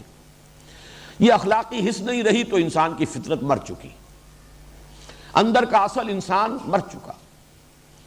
ایک انسان نما حیوان باقی رہ گیا ہے جس کو قرآن کہتا ہے تم سمجھتے ہو یہ زندہ ہے، یہ تو مردہ ہے. اموات غیر احیاء، یہ زندہ نہیں ہے. اے نبی آپ سمجھتے ہیں یہ دیکھ رہے ہیں، یہ نہیں دیکھ رہے. یہ انسانوں کا سا دیکھنا نہیں دیکھ رہے. آپ سمجھتے ہیں یہ سن رہے ہیں، یہ نہیں سن رہے. یہ حیوانوں کا سا سننا سن رہے ہیں، انسانوں کا سا سننا نہیں سن رہے. لہم قلوب لا یفقہون بہا وَلَهُمْ أَعْيُنٌ لَا يُبْصِرُونَ بِهَا وَلَهُمْ آذَانٌ لَا يَسْمَعُونَ بِهَا أُولَٰئِكَ كَالْأَنْعَامِ بَلْ هُمْ أَضَلُّ. اب تو یہ چلتے پھرتے مقبرے ہیں، ان کی فطرت مر چکی. یہ اس کا مقبرہ ہے، تعزیہ ہے جو چل رہا ہے انسان کی صورت کے اندر. یہ ہے در حقیقت قرآن مجید کا فلسفہ. تو انسان کی فطرت کے زندہ رہنے اور اس کے صحت پر برقرار رہنے کا ایک بہت بڑا اس کا جو نتیجہ ہے یا اس کی علامت ہے وہ یہ ہے اخلاقی حس موجود ہو، نیکی اور بدی میں امتیاز. پھر عقل اس پر گرا لگاتی ہے. یہ بات میں نے بہت مرتبہ بیان کی. جہاں تک اللہ کی معرفت کا تعلق ہے یہ صرف فطرت کے حوالے سے ہے، لیکن جہاں آ جائے گا آخرت کا معاملہ، جزا و سزا کا، وہاں فطرت پر عقل کی گرہ لگے گی تو بات بنے گی. فطرت تو صرف یہ بتاتی ہے کہ نیکی نیکی ہے، بدی بدی ہے. یہ عقل ہے جو تقاضا کرتی ہے کہ گندم از گندم بے روید جوز جو. اب نیکی کا اچھا صلہ ملنا چاہیے، بدلہ ملنا چاہیے، بدی کی سزا ملنی چاہیے. اور مشاہدہ یہ ہے کہ نہیں مل رہا بدلہ، بلکہ الٹی گنگا بہ رہی ہے. آپ کوئی اخلاقی اصول نہ رکھتے ہو، ہر راستہ آپ کے لیے کھلا ہے، کشادہ ہے، بڑھتے چلے جائیے. جہاں آپ نے کوئی اپنے لیے اصول بنا لیے، اب قدم قدم پر بندش ہے، قدم رک رہے ہیں، آپ آگے بڑھ نہیں سکتے، بلکہ یہ کہ الٹے لینے کے دینے پڑ جاتے. میں نے وہ شعر بارہا سنایا ہے، سادہ سا ہے لیکن یہ کہ بڑی عظیم حقیقت. اے دیانت بر تو لعنت از تو رنجے یافتم، اے خیانت بر تو رحمت از تو گنجے یافتم.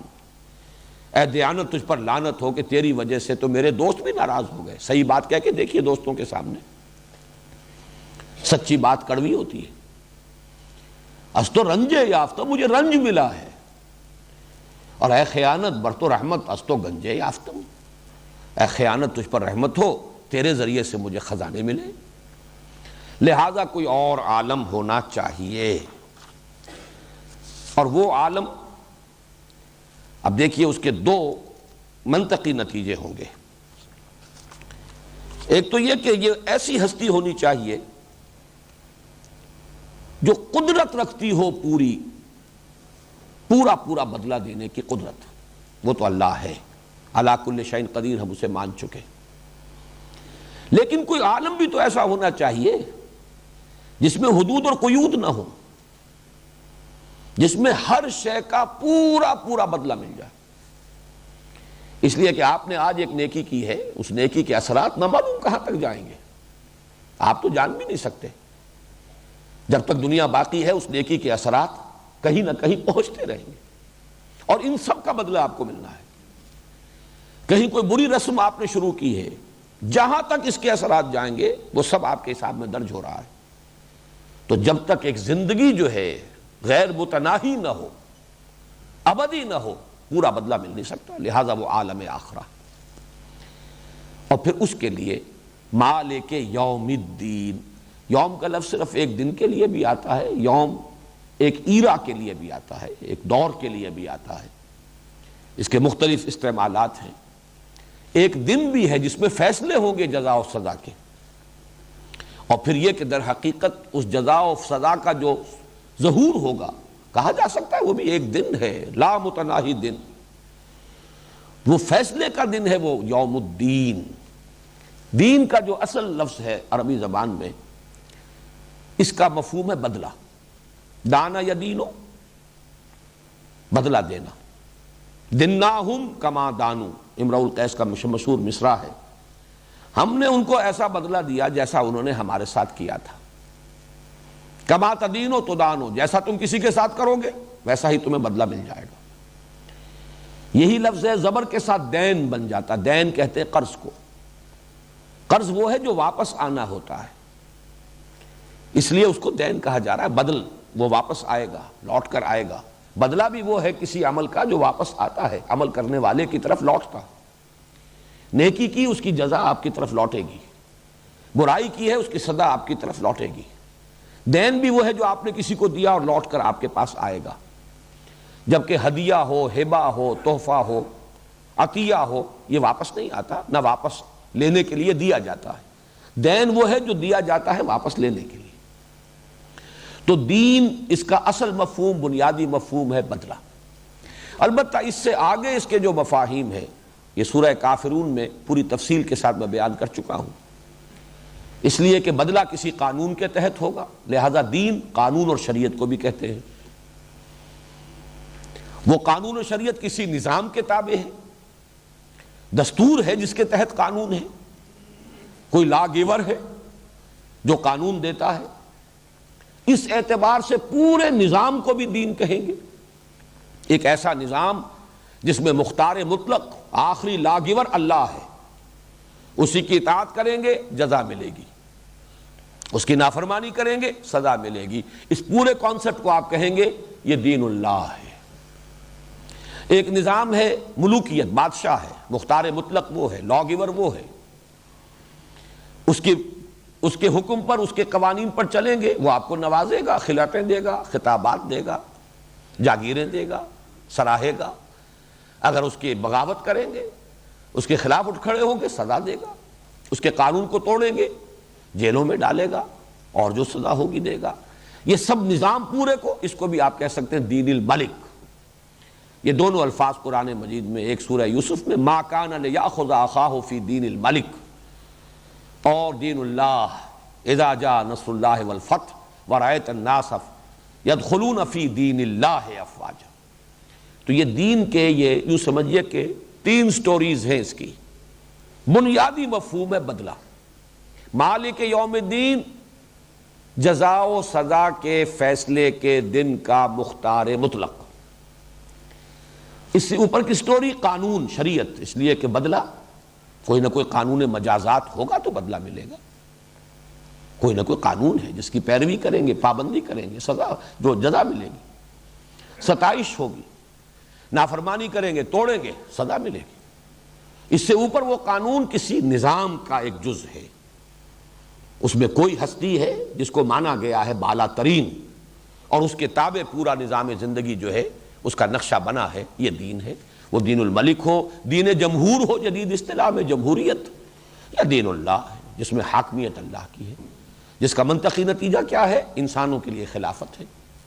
بہرحال یہاں یہ چونکہ یہ اساس القرآن ہے، سورہ فاتحہ، اس میں لفظ دین آیا ہے اپنے اساسی مفہوم میں جو پہلی منزل ہے، مالک یوم الدین، جزا و سزا کے دن کا مالک، مختار۔ لمن الملک اليوم، للہ الواحد القہار۔ بادشاہ حقیقی اب بھی وہی ہے، اختیار مطلق اب بھی اسی کا ہے، ملک اور مالک حقیقتاً وہی ہے اب بھی، لیکن ابھی پردے پڑے ہوئے ہیں۔ ابھی کبھی کوئی فرعون بیٹھا ہوتا ہے، الیس لی ملک مصر، دعویٰ کر رہا ہے کیا میری نہیں ہے بادشاہی مصر میں؟ وَهَٰذِهِ الْأَنْهَارُ تَجْرِي مِن تَحْتِي، اور یہ سارا آبپاشی کا نظام میرے اختیار میں ہے، جس کو چاہوں پانی دوں، جس کا چاہوں پانی روک دوں۔ یہ فرعونیت ہے، کبھی کوئی فرعون ہے، کبھی کوئی نمرود ہے، کبھی کوئی ایک قوم دوسری قوم پر حاکم بن کر بیٹھ جاتی ہے، کبھی کوئی کسی علاقے یا قوم کے عوام خود حاکمیت کے مدعی بن جاتے ہیں۔ یہ سب یوں سمجھیے کہ سراب ہے، دھوکہ ہے، ڈرامے ہیں جو ہو رہے ہیں۔ مالک حقیقی اور ملک حقیقی، بادشاہ حقیقی اب بھی وہی ہے، لیکن اس وقت وہ غیب کا پردہ حائل ہے، ابھی پردے پڑے ہوئے ہیں۔ اس دن یہ پردہ اٹھ جائے گا اور معلوم ہو جائے گا کہ مالک یوم الدین وہی۔ مالک جو ہے یہ ملک یملکو، اس کے دو معنی ہیں عربی زبان میں، مالک ہونا، حکمران ہونا۔ ملک یملکو، اسی سے ملک بن گیا تو حکمران، اور مالک بن گیا کسی شے کا اونر، کسی شے کی جس کی وہ ملکیت ہے۔ تو مالک، اور یہ جیسے لکھا جاتا ہے چونکہ ایک قرات ملک یوم الدین بھی ہے، بادشاہ مطلق وہی ہے اس دن کا۔ لمن الملک اليوم، کہا جائے گا کس کے لیے ہے بادشاہی آج؟ وہ ساری بادشاہیاں جو دنیا میں تم نے جو ڈرامے رچائے تھے ختم ہوئے، آج بتاؤ بادشاہی کس کی ہے؟ لمن الملک اليوم للہ الواحد القہار، کہا جائے گا اللہ کے لیے ہے جو تنہا ہے، اکیلا ہے، الواحد ہے، قہار ہے، پوری طرح چھایا ہوا ہے، مسلط ہے، مستولی ہے، کوئی اس کے سامنے چوں نہیں کر سکتا جب تک کہ اس کی اجازت نہ ہو۔ لا یتکلمون الا من اذن له الرحمن وقال صوابا۔ یہ ہے مالک یوم الدین۔ یہاں یوں سمجھیے کہ پہلا جملہ مکمل ہوا، یہ وہ معرفت ہے جو انسان کو خود حاصل ہو سکتی ہے، یہ ہدایت نظری جہاں تک کہ انسان خود پہنچ سکتا ہے۔ اس کے لیے جو سورہ لقمان میں حضرت لقمان کی مثال آئی ہے، میں اس کی طرف دوبارہ ریفر کر رہا ہوں۔ دیکھیے اس معرفت میں نبی اور رسول کے ذریعے سے اس خاکے میں بڑے تفصیلی رنگ بھرے جاتے ہیں۔ اللہ کے اسماء و صفات کا علم ہوتا ہے انبیاء کے ذریعے سے، لیکن یہ اجمالی معرفت کہ کل خیر، کل حسن، کل کمال اللہ ہی کا ہے، وہی منبع خیر ہے، وہی منبع ربوبیت ہے، وہی منبع حسن ہے، وہی منبع رحمت ہے، یہ اجمالی معرفت انسان کو حاصل ہو جائے گی۔ اسی طریقے سے قانون مجازات کہ بدلہ ضرور ملے گا، ممکن نہیں ہے کہ بدلہ نہ ہو، یہ اندھیر نگری چوپٹ راج نہیں ہو سکتی، بدلہ مل کر رہے گا۔ یہ وہ سلیم الفطرت، سلیم العقل انسان یہاں تک تو پہنچ جائے گا، لیکن اس میں یہ تفصیلات کا رنگ کہ ایک وقت قیامت آئے گی، قیامت کے بعد کچھ عرصے کے بعد ریزریکشن ہوگی، بعث بعد الموت ہوگا، حشر و نشر ہوگا، تم جمع کیے جاؤ گے، تمہیں کھڑے ہونا ہوگا، یوم یقوم الناس لرب العالمین، پھر حساب کتاب ہوگا، وزن اعمال ہوگا، جس کے پلڑے بھاری ہوں گے اس کے لیے فہو فی عیشۃ راضیہ واما من خفت موازینہ فامہ ہاویہ، پھر وہ کیا ہے؟ وہ جنت ہے جس میں یہ نعمتیں ہیں، اور وہ سزا کیا ہے؟ وہ جہنم ہے جس کی یہ سزائیں ہیں۔ یہ تفصیل جو ہے یہ بہرحال انبیاء کے بغیر، وحی کے بغیر معلوم نہیں ہو سکتی۔ وہ فطرت سلیمہ، عقل سلیم صرف یہاں تک پہنچا دے گی، بدلہ ہو کر رہے گا۔ اعمال انسانی ضائع ہونے والی شے نہیں ہے۔ چنانچہ آپ دیکھتے ہیں سورہ لقمان میں بس یہی دو چیزیں آئی ہیں، قیامت کا ذکر، بعث بعد الموت کا ذکر، حشر و نشر کا ذکر، وزن اعمال کا ذکر، جنت کا ذکر، دوزخ کا کچھ نہیں۔ پہلی بات کیا تھی؟ وَإِذْ قَالَ لُقْمَانُ لِابْنِهِ وَهُوَ يَعِظُهُ يَا بُنَيَّ لَا تُشْرِكْ بِاللَّهِ إِنَّ الشِّرْكَ لَظُلْمٌ عَظِيمٌ۔ پہلی بات معرفت خداوندی، توحید، شرک کی نفی، شکر اور شرک سے نفی، شکر کا التزام اور شرک سے اپنے آپ کو پاک کر لینا، اجتناب۔ یہ تو پہلی دو آیتوں میں ہے، وَلَقَدْ آتَيْنَا لُقْمَانَ الْحِكْمَةَ أَنِ اشْكُرْ لِلَّهِ وَمَنْ يَشْكُرْ فَإِنَّمَا يَشْكُرُ لِنَفْسِهِ وَمَنْ كَفَرَ فَإِنَّ اللَّهَ غَنِيٌّ حَمِيدٌ وَإِذْ قَالَ لُقْمَانُ لِابْنِهِ وَهُوَ يَعِظُهُ يَا بُنَيَّ لَا تُشْرِكْ بِاللَّهِ إِنَّ الشِّرْكَ لَظُلْمٌ عَظِيمٌ۔ اس کے بعد دو آیات میں اللہ تعالیٰ کی طرف سے ایک بات آئی ہے کہ ہم نے والدین کے بارے میں بھی نصیحت کی ہے۔ لقمان نے اپنے بیٹے کو ہمارا حق بتایا، ہم تمہیں جو والدین کا حق ہے وہ بھی بتا دیتے ہیں۔ وَوَصَّيْنَا الْإِنسَانَ بِوَالِدَيْهِ، یہ اللہ کی طرف سے۔ اس کے بعد پھر آتی ہے 5ویں آیت، یا بنی انہا ان تک مثقال حبۃ من خردل فتکن فی صخرۃ او فی السماوات او فی الارض یأت بها اللہ ان اللہ لطیف خبیر۔ اے میرے بچے، اس حقیقت کو اچھی طرح ذہن نشین کر لے، دل میں گرہ باندھ لے کہ انسانی عمل خواہ وہ ذرے کے ہم وزن ہو، رائی کے دانے کے ہم وزن، مثقال حبۃ من خردل فتکن فی صخرۃ او فی السماوات او فی الارض، پھر وہ کسی چٹان میں ہو، کسی غار کے اندر گھس کر وہ کام کیا گیا ہو، زمین کی کہیں گہرائی کے اندر اتر کر کام کیا گیا ہو، یا فضا اور خلا کی پہنائیوں میں، فتکن فی صخرۃ او فی السماوات او فی الارض یأت بها اللہ، اللہ اسے لے آئے گا۔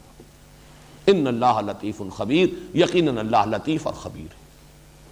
اور اس کے فوراً بعد یا بنی اقم الصلاۃ، معلوم ہوا کہ وہ جو فکر ہے، فکر صحیح، ہدایت نظری، اس کے یہی 2 جز ہیں۔ ان کے اندر تفصیلات کا رنگ جو ہے وہ نبوت اور رسالت کے ذریعے سے بھرا جائے گا۔ خاکہ یہی ہے بنیادی، جو سلیم الفطرت اور سلیم العقل انسان جہاں تک پہنچ گیا، نبوت اور رسالت سے اب اس میں تفصیلات کا رنگ بھرا جائے گا۔ لیکن وہ جو ربط ہے اس کے بعد یا بنی اقم الصلاۃ، وہی یہاں پر ہے ترتیب، ایاک نعبد۔ پہلا جملہ مکمل ہوا، الحمدللہ رب العالمین الرحمن الرحیم مالک یوم الدین ایاک نعبد، اور اس ایاک نعبد کا تعلق اس حکمت کے اعتبار سے الحمدللہ کے ساتھ ہے۔ اے اللہ، ہم تیرے احسانات کا کیا بدلہ ادا کریں سوائے اس کے کہ ہم عہد کرتے ہیں، وعدہ کرتے ہیں۔ ایاک نعبد، چونکہ اس میں فعل مضارع استعمال ہوا ہے اور اس میں حال بھی ہے، مستقبل بھی، عربی زبان میں یہ دونوں زمانے جو ہیں اس کے اندر موجود ہیں، تو ترجمہ ہوگا ہم تیری ہی بندگی کرتے ہیں اور تیری ہی بندگی کرتے رہیں گے، اور ہم تجھ ہی سے مدد مانگتے ہیں اور تجھ ہی سے مدد مانگتے رہیں گے۔ یہ وہ درمیانی حصہ ہے، وہ ترازو والی جو شکل پچھلی مرتبہ جو آپ کو ہم نے تقسیم بھی کی اور یہاں بھی آپ نے دیکھی تھی ریفلیکٹر پر، وہ ڈنڈی جو ہے ترازو کی، جس کے درمیان وہ مٹھ ہے، واو، اور یہ 2 جملے ہیں، ذرا نوٹ کیجئے، پہلی 3 آیات مل کر ایک جملہ بنی، آخری 3 آیات مل کر بھی ایک جملہ بنیں گی، اہدنا الصراط المستقیم صراط الذین انعمت علیہم غیر المغضوب علیہم ولا الضالین۔ لیکن یہ درمیان کی ڈنڈی جو ہے، جس کے بارے میں حدیث قدسی کے الفاظ تھے، ھذا ما بینی و بین عبدی، یہ میرے اور میرے بندے کے مابین ہے۔ اس میں ایک میثاق ہوا ہے، قول و قرار ہوا ہے، ایک عہد ہوا ہے۔ میں نے لفظ استعمال کیا تھا، اگرچہ ذرا جسارت والی بات ہے، مصافحہ ہوا ہے، یہ ہینڈ شیک ہے بندے کا اپنے رب کے ساتھ، مبایعہ، بیعت ہوئی ہے، عہد ہوا ہے، معاہدہ، مبایعہ، مصافحہ، یہ سب کیا ہے؟ 2 فریقوں کے مابین۔ ایاک نعبد، تیری ہی بندگی کرتے ہیں اور کریں گے۔ یہ جو عبادت کا تصور ہے، اس کو بھی اب ذرا نوٹ کر لیجئے۔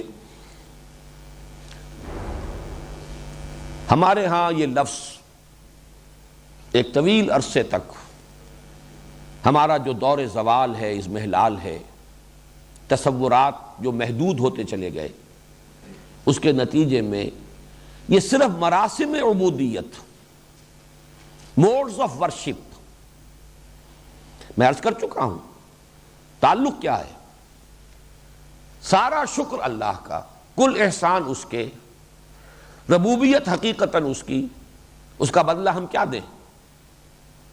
اس کے سامنے سر جھکائیں، اظہار عجز کریں، تذلل، عاجزی اختیار کریں، اس کی تکبیر کریں، تحمید کریں، تسبیح کریں، یہ مراسم عبودیت ہے۔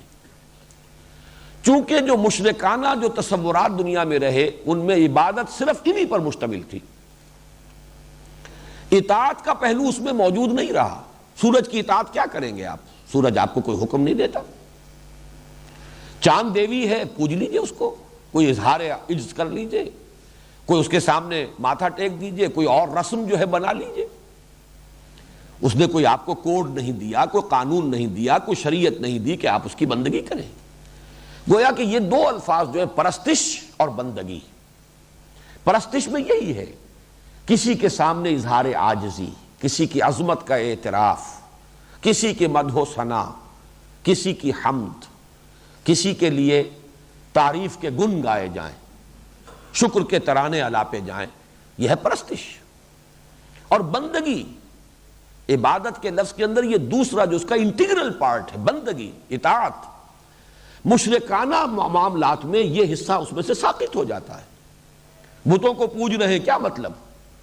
صرف اس کے سامنے ڈنڈوت کر دیں گے، ان کے سامنے سجدہ کر دیں گے، ان کے سامنے کچھ حلوے ماڑے لا کر رکھ دیں گے، اور کیا کریں گے؟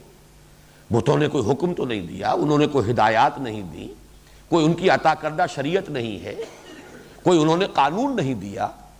لہذا مشرکانہ تصورات میں عبادت کا مفہوم صرف پرستش رہ جاتا ہے، بندگی نہیں۔ حالانکہ عبادت کا انٹیگرل پارٹ ہے بندگی، غلامی، محکومی، جس کے لیے کہ سب سے بڑا ثبوت قرآن حکیم سے جو ہے وہ میں آپ کو جو مکالمہ ہوا تھا حضرت موسیٰ علیہ السلام اور فرعون کے مابین۔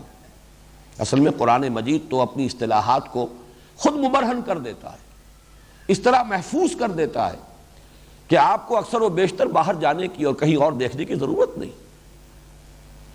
جب حضرت موسیٰ علیہ السلام پہلی مرتبہ پہنچے ہیں دربار میں اور اپنی رسالت کا پیغام پیش کیا ہے، تو فرعون نے جو جواب دیا اور اس کے حواریوں نے اور اس کے جو سردار تھے، فَقَالُوا أَنُؤْمِنُ لِبَشَرَيْنِ مِثْلِنَا وَقَوْمُهُمَا لَنَا عَابِدُونَ، انہوں نے کہا کیا ہم ایسے دو انسانوں کی بات مانیں گے، ان کا کہنا مانیں گے، ان کے بتائے ہوئے راستے پر چلیں گے جو ہم جیسے ہیں؟ ایک تو یہ کہ ہم جیسے بشر ہیں موسیٰ اور ہارون، اور اس سے بھی بڑی بات وَقَوْمُهُمَا لَنَا عَابِدُونَ، ان کی تو قوم ہماری غلام قوم ہے۔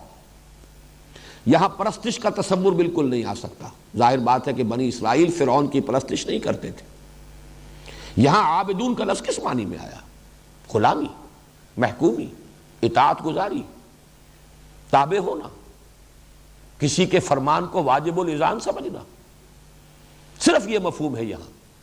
فرعون کی پرستش ہرگز ثابت نہیں ہے کہ بنی اسرائیل مصر میں فرعون کی پرستش کرتے ہوں، معاذ اللہ، اس کا کوئی امکان نہیں۔ ابراہیم کی نسل سے تھے، ان میں اخلاقی زوال اور پستی جو ہے وہ آ گئی تھی، لیکن یہ توحید، اس کی نعمت ان کے پاس موجود تھی۔ مجبوراً ایک غلامی ہے، محکومی ہے، جبری اطاعت ہے، وہ ہو رہی ہے۔ تو معلوم ہوا کہ لفظ عبادت کے اندر یہ مفہوم، اور خالص یہ مفہوم بغیر پرستش کے مفہوم کے قرآن مجید سے ثابت ہے۔ اچھا، یہ تو تھا فرعون کا قول، کہا جا سکتا ہے کہ یہ تو فرعون کا قول نقل کیا اللہ نے، لیکن خود حضرت موسیٰ علیہ السلام کا قول ہے، یہ سورہ مومنون میں ہے، وَتِلْكَ نہیں، سورہ شعراء میں ہے، بلکہ پہلی آیت جو ہے وہ سورہ مومنون کی تھی۔ سورہ شعراء میں حضرت موسیٰ نے ریٹارٹ کیا، اسی طریقے سے آنکھوں میں آنکھیں ڈال کر ڈٹ کر جرأت کے ساتھ جواب دیا، وَتِلْكَ نِعْمَةٍ تَمُنُّهَا عَلَيَّ أَنْ عَبَّدْتَ بَنِي اسرائیل، اس نے یہ کہا تھا أَلَمْ نُرَبِّكَ فِينَا وَلِيدًا، اے موسیٰ تم وہی نہیں ہو جسے ہم نے اپنے ہاں، اپنے گھر میں، اپنے محل میں رکھ کر پالا پوسا تھا جبکہ تم چھوٹے سے تھے، ہمارے ٹکڑوں پر پلے ہو، اور آج ہماری ہی بلی ہمیں کو میاؤں، آ گئے ہو ہمارے سامنے رسول بن کر، رسالت کا دعویٰ لے کر۔ أَلَمْ نُرَبِّكَ فِينَا وَلِيدًا، تم تو ہمارے ٹکڑوں پر پلے، ہمارے گھر میں تم نے پرورش پائی۔ اس کا جواب دیا ہے اسی طرح، ان دی سیم کوائن، وَتِلْكَ نِعْمَةٌ تَمُنُّهَا عَلَيَّ أَنْ عَبَّدْتَ بَنِي اسرائیل، یہ احسان تم مجھ پر جتا رہے ہو، بڑا احسان تم نے مجھ پر کیا، حالانکہ تم نے میری پوری قوم کو اپنا غلام بنا رکھا ہے۔ وہ ظلم اور ستم کی چکی میں جس طرح پیس رہے ہو وہ تمہارے سامنے نہیں ہے۔ ایک فرد کو اگر وہ محل میں پل گیا ہے تو اس کے اوپر تو احسان جتا رہے ہو، اور یہ بھول گئے ان عبدت بنی اسرائیل۔ اب یہ تعبید، غلام بنا لینا، جبراً کسی کو محکوم بنا لینا، اس کے لیے گویا کہ یہ نص قطعی ہے قرآن مجید کی یہ آیت، اور یہ حضرت موسیٰ علیہ السلام کی طرف سے قرآن مجید میں بیان ہو رہا ہے۔ تو نوٹ کیجئے کہ در حقیقت عبادت کا مفہوم جمع ہوتا ہے فارسی کے دو الفاظ کو جمع کرنے سے، پرستش اور بندگی۔ زندگی آمد برائے بندگی، زندگی بے بندگی شرمندگی۔ شیخ سعدی نے بہت خوبصورتی کے ساتھ اس لفظ کا مفہوم جو ہے وہ ادا کیا ہے۔ میں چند جملوں میں عرض کر رہا ہوں، چونکہ مشرکانہ تصورات میں عبادت رہ جاتی ہے صرف پرستش کے مفہوم میں، ہمارے ہاں مسلمانوں میں بھی ایک طویل جب زوال کا دور آیا ہے، عبادت صرف نماز روزے کے لیے یہ لفظ مخصوص ہو کر رہ گیا۔ اس 20ویں صدی عیسوی کی جو احیائی تحریکیں ہیں، اور ان میں وہ عظیم تحریکیں بھی ہیں اور کچھ ایسے بھی ہیں کہ جو بعض پہلوؤں سے غلط رخ پر چلے گئے، لیکن یہ کہ کم سے کم اس مفہوم کو اجاگر کرنے میں انہوں نے بھی رول پلے کیا ہے۔ میری مراد یہاں پر منکرین سنت سے ہے۔ یہ تصور بہرحال انہوں نے بھی اجاگر کیا ہے کہ عبادت کا مفہوم صرف نماز روزہ نہیں ہے، بلکہ پوری زندگی میں اللہ کی اطاعت، زندگی کے ہر گوشے میں اللہ کے قانون کو، اللہ کے فرمان کو واجب الاذعان سمجھنا، اس کی اطاعت، اس کی بندگی۔ یہ تصور جو ہے یہ اس دور میں خوب نکھرا ہے، اخوان المسلمون کے ذریعے سے بھی، جماعت اسلامی کے ذریعے سے بھی، اور یہ تو بہرحال یعنی کم سے کم اپنے عقائد کے اعتبار سے صحیح رخ کے اوپر چلنے والی تحریکیں ہیں۔ سیاست میں کن وادیوں کی طرف وہ بھٹک کر رہ گئے یہ علیحدہ بات ہے، لیکن فکر کے اعتبار سے انہوں نے واضح کیا کہ عبادت کا مطلب صرف مراسم عبودیت نہیں ہے، بلکہ عبادت کا مطلب پوری زندگی میں اللہ کی بندگی اور اطاعت۔ لیکن اس میں بھی ایک کمی ہے، کمی تھی کہہ لیجئے، اور یہ کہ ہے جستجو کے خوب سے ہے خوب تر کہاں، تدریجاً لترکبن طبقا عن طبق، ان تصورات میں کے نکھرنے میں بھی درجہ بدرجہ جو ہے وہ بات واضح ہو رہی ہے۔ الحمدللہ کہ ہم نے اس کو نکھارا ہے، اس میں اللہ تعالیٰ نے ہمیں توفیق عطا فرمائی ہے کہ یہ جو احیائی تحریکیں ہیں ان کے ہاں بھی اس میں اطاعت پر اتنا زیادہ زور آ گیا ہے کہ ایک دوسری اہم حقیقت نگاہوں سے اوجھل ہو گئی، اور وہ ہے محبت۔ عبادت کا جسد ظاہری اطاعت ہے، لیکن اس کی روح باطنی محبت ہے۔ دونوں چیزیں مل کر اصل میں عبادت کا مفہوم ادا کرتی ہیں۔ ایاک نعبد، ہم تیری ہی اطاعت اور عبادت اور بندگی کرتے ہیں، تجھی سے محبت کرتے ہیں، اور اے رب تیری ہی بندگی اور اطاعت اور غلامی کرتے رہیں گے اور تجھی سے محبت کرتے رہیں گے۔ یہ در حقیقت پہلو جو ہے یہ کچھ ابھی جتنا کہ اجاگر ہونا چاہیے اجاگر نہیں ہوا، لیکن اس کے لیے میں نے بہت عرصہ ہوا، میرا خیال ہے کہ کم و بیش 20 سال ہو گئے ہوں گے، تقریریں کی تھی کراچی میں، ایک مہینے میں ایک تقریر، ایک مسجد میں، عبادت رب، شہادت علی الناس، اقامت دین، تین یہ بنیادی موضوعات، مطالبات دین کے نام سے یہ کتاب چھپتی رہی۔ بہت عرصے سے آؤٹ آف پرنٹ بھی تھی، اب دوبارہ کم سے کم یہ پہلا جو ہے عبادت رب کا مفہوم کیا ہے، یہ 2 قسطوں میں میثاق میں یہ مضمون چھپا ہے، اور جلدی پھر انشاءاللہ یہ مکمل ہو جائے تو کتاب بھی دوبارہ شائع ہو جائے گی، جس میں کہ عبادت کا اصل مفہوم کیا ہے اس پر بڑی تفصیل سے گفتگو ہوئی۔ میں یہاں پر جو حافظ ابن قیم اور امام ابن تیمیہ رحمہم اللہ، ان دونوں نے جس طرح جمع کیا ہے، العبادت و تجمع اصلین، عبادت 2 بنیادوں کو جمع کر دیتی ہے۔ یہ قصر جو ہے 2 بنیادوں پر کھڑا ہے۔ عبادت غایت الحب و غایت الذل والخضوع، 2 بنیادیں کیا؟ انتہا درجے کی محبت اللہ کی، اور انتہا درجے میں اللہ کے سامنے جھک جانا، بچھ جانا، اس کا مطیع اور منقاد بن جانا، اسی کے سامنے سر تسلیم خم کر دینا، بچھ جانا شاید سب سے زیادہ صحیح اس کی توجیہ ہوگی۔ تو یہ دونوں چیزیں جب مکمل ہوگی تب عبادت کا تصور مکمل ہوگا۔ ایاک نعبد، اے اللہ ہم سب سے بڑھ کر تجھ ہی سے محبت کرتے ہیں اور کرتے رہیں گے۔ یہ سب سے بڑھ کر کے لفظ کا اضافہ میں کر رہا ہوں، سورہ بقرہ میں تقریباً اس کے وسط میں جا کر یہ آیت آئے گی، والذین آمنوا اشد حبا للہ، جو حقیقت میں صاحب ایمان ہے وہ شدید ترین ہے اللہ کی محبت میں، سب سے بڑھ کر محبت کرتے ہیں اللہ کے ساتھ۔ تو محبت کے جذبے سے سرشار ہو کر ہمہ تن، ہمہ وقت، ہمہ وجوہ اللہ کی اطاعت میں اپنے آپ کو دے دینا، یہ عبادت ہے۔ یہ وہ مطلوب عبادت ہے جس کا ہم اللہ سے عہد کرتے ہیں، ایاک نعبد، اللہ کا شکر ہے کہ آج ہم اس سورہ مبارکہ کے نصف تک تقریباً پہنچ گئے، اس لیے کہ اب اس آیہ مبارکہ کا نصف ثانی جو ہے وہ اس سورہ مبارکہ کے نصف ثانی سے متعلق ہے، وَإِيَّاكَ نَسْتَعِينُ۔ وہ جو حدیث میں آیا تھا کہ قسمت الصلاۃ بینی و بین عبدی نصفین، اس میں یہ نصف اول سورہ فاتحہ کا آج مکمل ہو گیا۔ انشاءاللہ کل نصف ثانی کا مطالعہ کریں گے۔ بارک اللہ لی و لکم فی القرآن العظیم۔